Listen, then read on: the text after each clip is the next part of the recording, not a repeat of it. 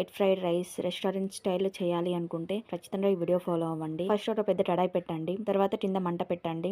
ఎవరి కింద అనకండి రా బాబు కడాయి కింద. తర్వాత ఆయిల్ పోసి బాగా వేడైన తర్వాత 2 గుడ్లని బాగా కొట్టి దాంట్లో పోసేయండి. పోసిన వెంటనే కలిపేసి టైమా చేయకుండా మెల్లిగా ఓపిక్గా పెద్ద సైజు ముక్కలు చేయండి.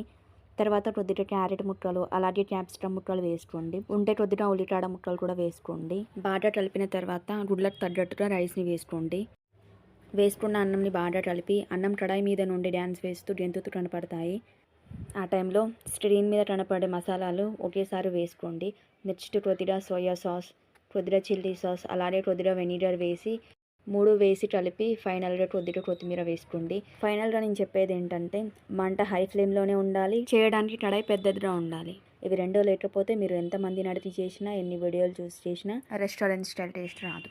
ఇంకోటి ఏంటంటే మొత్తం పూర్తయ్యాక స్టవ్ పైన చుట్టూ క్యారెట్ ముక్కలు అలాగే కొద్దిగా రైస్ కూడా పడి ఉండాలి. ఒకవేళ అది పడకపోయినా మీరు కొద్దిగా వేయండి. దీన్నే రెస్టారెంట్ స్టైల్ ఫ్రైడ్ రైస్ అంటారు.